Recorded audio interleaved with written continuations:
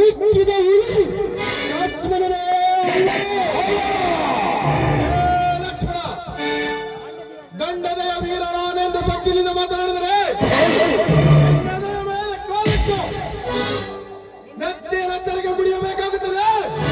ಅವಳ ಎಚ್ಚರ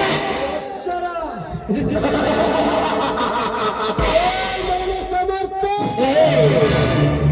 ನೆತ್ತಿಯ ನೆತ್ತವನ್ನು ಕುಡಿಯುತ್ತೇನೆಂದು ಬಂದ ನನ್ನಂತನರ ರೂಪ ರಾಕ್ಷಸರ ಹೊಟ್ಟೆ ಬಗೆದು ನಿನ್ನ ಬಿಸಿ ರಕ್ತವನ್ನು ಘಟಘಟನೆ ಕುಡಿದು ನಿನ್ನ ಮಾಂಸದ ಮುತ್ತಿನ ಅನುಭವಿಸಿ ಕಾಯಿಗೆ ಹಾಕದಿದ್ದರೆ ನನ್ನ ನಿನ್ನಂತ ಬಂದ ಪುಂಡರ ಪುರುಷ ಇಂದು ಉಳಿದ ಗಂಡ ಸಿಂಧೂರ ಲಕ್ಷ್ಮಣನೇ ಅಲ್ಲ. ಲಕ್ಷ್ಮಣ ಈ ನಿನ್ನ ಹುಲಿಯ ಅರ್ಬದವನ್ನು ನಿನ್ನ ತಂದೆ ತಾಯಿಯಲ್ಲಿ ಕೊಂದ ಬಂಡ ಪುಂಡರಿಗೆ ತೋರಿಸಬೇಕಾಗಿತ್ತು. ರಾಮನ ಸಮರ್ಥ ಮತ್ತೊಮ್ಮೆ ಎತ್ತದಿರು ಮಗನೇ. ಅವನ ತಂದೆ ತಾಯಿ ಕೊಂದ ಕೆಟ್ಟ ಕಟಕರ ಹೆಸರನ್ನು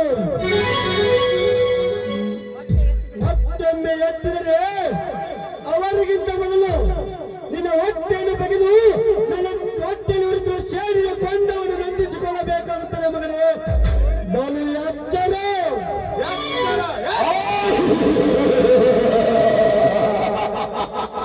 ಲಕ್ಷ್ಮಣ ಈ ರೀತಿಯಾಗಿ ಹುಚ್ಚುನ ಎದ್ದೆ ನಿನ್ನೇನು ಬಿಡುತ್ತೇನೆ ಅಂತ ತಿಳಿದಿರೆಯಾ ಮಗನೇ? ಈ ರೀತಿ ಮಾತನಾಡಿದರೆ ಹಿಂದೆ ಗುಂಡಿಗೆಯನ್ನು ಸೀಳಿ ಬಿಡುವ ಮಗನೇ. ಸಮರ್ಥ ಈ ನಿನ್ನ ಜಿಜಿಬಿ ಪಿಸ್ತಲಿನಿಂದ ಈ ಲಕ್ಷ್ಮಣ ಒಂದೇ ಒಂದು ಕೂದಲು ಸಹ ಮಾಡಿಸಲು ಸಾಧ್ಯವಿಲ್ಲ ಮಗನೇ. ಮರ್ಯಾದಿನ ಏನಿನ ಪಿಸ್ತಲನ್ನು ಕೆಳಗಿಳಿಸಿದರೆ ಸರಿ. ಈ ಲಕ್ಷ್ಮಣ ಕೊಲೆಗೆ ಆಹುತಿ ಆಗಬೇಕಾಗುತ್ತೆ ಮಗನೇ.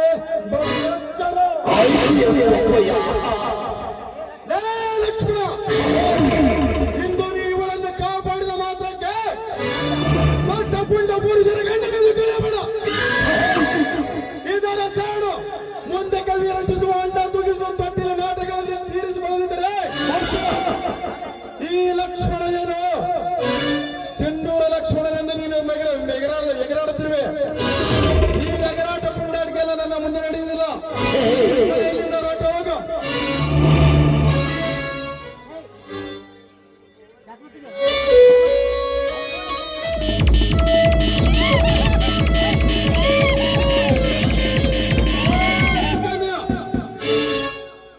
ಇಂದು ಇವನು ನಿನ್ನ ಕಾಪಾಡಿದ ಮಾತ್ರಕ್ಕೆ ಅವನೇನು ದೊಡ್ಡ ಪುಂಡ ಪುರುಷ ಗಂಡಲೆಂದು ತಿಳಿಯಬೇಡ.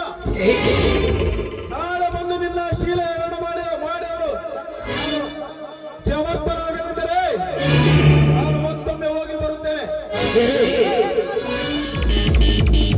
ಹೋಗಲೇ ಹೋಗಲೇ ಶಣ್ಣನ ಮಗನೇ. ಮುಂದೆ ಏನು ಕಿಸಿಯಾಗದವನು ಮತ್ತೆ ಬಂದು ಏನು ಕಿಸಿಯುವೆ. ನಿನ್ನಂತ ಶಣ್ಣರಿಗೆ ಎಂದು ಬರುವುದಿಲ್ಲ. ಸೋಲಿನ ಸಿಂಧೂರ ಲಕ್ಷ್ಮಣ.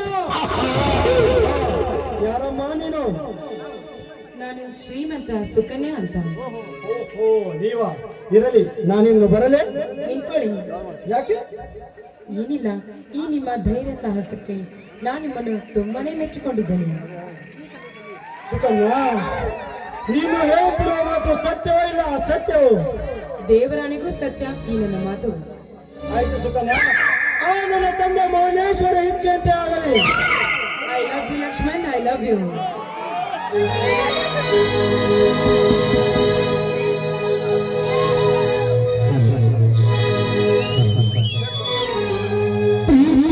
ಹುಡುಗಿಗೆ